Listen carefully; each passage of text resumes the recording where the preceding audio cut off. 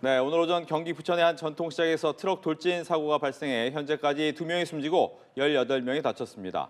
운전자는 급발진을 주장한 것으로 알려졌습니다. 네, 관련 내용 전문가와 전화 연결해서 자세히 알아보도록 하겠습니다.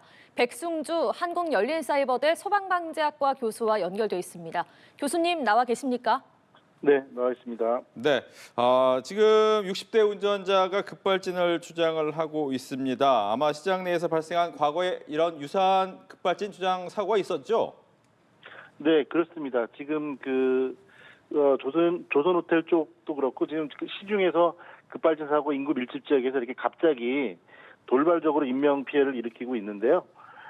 급발진 사고라고 하면 사실은 급발진이면은 차가 의도치 않게 발진한 사고인데 그게 그렇지 않고 조사 이후에 여러 가지 형태로 밝혀지고요. 또 그중에 상당수가 페달 오조작 사고로 밝혀지고도 있습니다. 그래서 차량이 갑자기 어떤 이유로든지 돌진을 해서 사고는 났는데 그 정확한 원인은 좀 밝혀져야 될 것 같습니다. 예, 사고 트럭이요. 처음에 28m 후진을 했다가 150m 직진을 하면서 사고를 냈다고 하는데 어떤 상황이었던 걸까요? 네, 이게 그렇습니다. 이게 연합뉴스 제보 영상을 보더라도 이게 잠깐 서 있다가 바로 그 높은 속력으로 가는 게 보이고요. 이게 여러 가지 그 차량의 차량 돌진 사고로 봤을 때는 이게 높은 속도로 달리다가 이게 차도나 인도로 이렇게 경로를 올라타서 피해로 있는 경우가 있는데 이 경우 같은 경우는 무언가 그 악셀레이터 그러니까 가속이 운전자가 의도를 했던 의도하지 않았던 가속 기능이 갑자기 가해진 것으로밖에 볼 수가 없죠. 그러니까 정지가 돼 있던 상태에서 즉시 속도가 늘어나면서 가고 그리고 경찰 조사나 또 전해진 CCTV 영상에서 브레이크 페달이 브레이크 등이 들어오지 않는 모습이 보이거든요. 예. 물론 차량의 이상 상태에서는 모든 것들이 고장날 가능성이 있습니다. 그런데 이 경우에는 제동 등, 그다음에 제동 기능, 그다음에 가속 기능 이 세 개가 동시에 망가져야지 이 상황이 생기는 거기 때문에 뭐 정확한 원인은 밝혀져야겠지만 차량의 어떤 오류 혹은 운전자의 조작 이런 것들을 좀 자세히 살펴볼 필요가 있습니다. 네. 이제 자동차 운행 기록 장치가 장착돼 있는지는 또 확인해 봐야 되겠지만 일단 뭐 블랙박스를 가지고 급발진을 하기는 좀 어렵다. 그래서 최근에 유행했던 게 이제 페달 근처에 이런 CCTV 비슷한 걸 다는 경우도 좀 있었는데 이 사고 원인은 어떻게 조사를 하게 됩니까?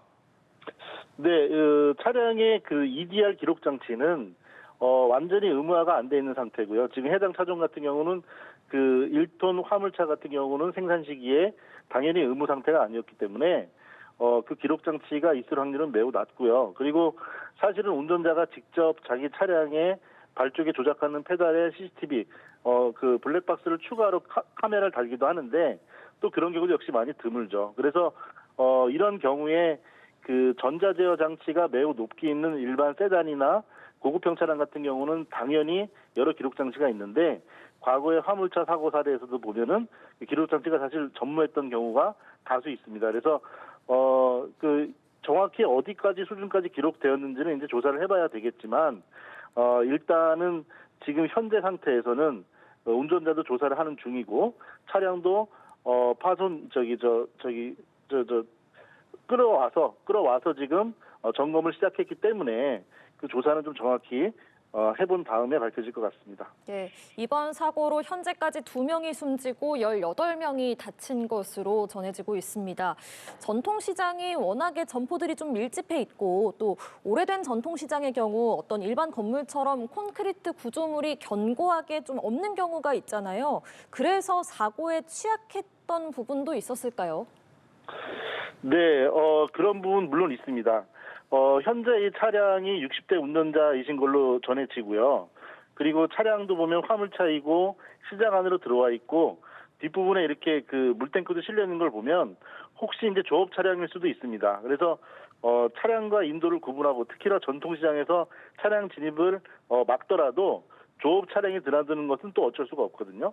그런데 이런 경우에 역시 과속을 방지하는 장치, 차량 내부도 마찬가지고요. 그리고 보행자들의 과속을 중간중간 끊어서 차단시켜주는 안전장치. 그래서 볼라드나 방지턱 이런 것들로 좀 보강해야 되는 방법을 추가를 해야 되겠고요. 그리고 내부에서 조업을 할 때는 예를 들어 우리가 뭐 골프장은 카트를 쓰지 않습니까? 그러니까 내부에서 조업을 위해서 물건들을 이동하고 할 때는 조금 더 안전한 장비를 하는 것들로 개선해 볼 여지도 있습니다. 네.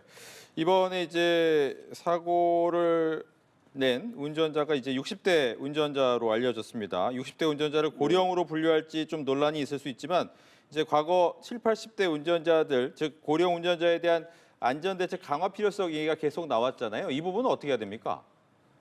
네, 사실은 이 사건이 완전히 그 고령화의 문제를 지적한다고 볼 수는 없겠지만, 포괄적으로 생각하게 되면요, 우리가 인구 고령화를 맞닥뜨린 시대에는 고령이 되신 분들한테 무조건 운전을 하게 하면 안 된다, 아니면 제한을 한다, 이렇게 접근하는 것보다는요, 고령이 되신 분들, 그리고 우리의 주거 문화가 집에서 지하철장으로 내려가서 차를 타고 직장에 가서 주차장으로 차를 세워놓고 다시 올라가서 일을 합니다.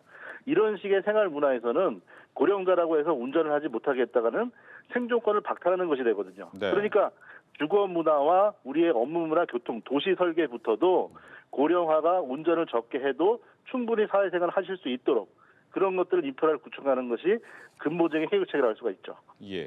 그렇다면 뭐 나이와 상관없이 운전자분들이 혹시 차량 출발 전 혹은 평소에 꼭 점검해야 될 사항이 있다면 어떤 게 있을까요? 일단은 운전면허 적성 검사에서 신체적인 장애나 그리고 고령화에 대한 부분을 계속 부과해서 어떤 식으로 평가할 건지는 계속 개발을 해야 되는 문제입니다. 그러니까 개개인의 고령화나 신체적 능력 저하로 인한 운전을 했을 때 도로상에 흉기가 될 수 있는 그런 것들도 개발을 해야 되고요. 그리고 고령화로 인해서 체력, 기능이 운전 기능이 저하된다는 것은 분명한 일은 맞으니까 그런 부분도 근본적인 해결책으로 인프라를 개선해야 된다는 말씀인 거죠. 예, 알겠습니다. 지금까지 백승주 한국열린사이버대 소방방재학과 교수와 부천 전통시장 트럭 돌진 사고에 대해서 이야기 나눠봤습니다. 교수님 고맙습니다. 네, 감사합니다.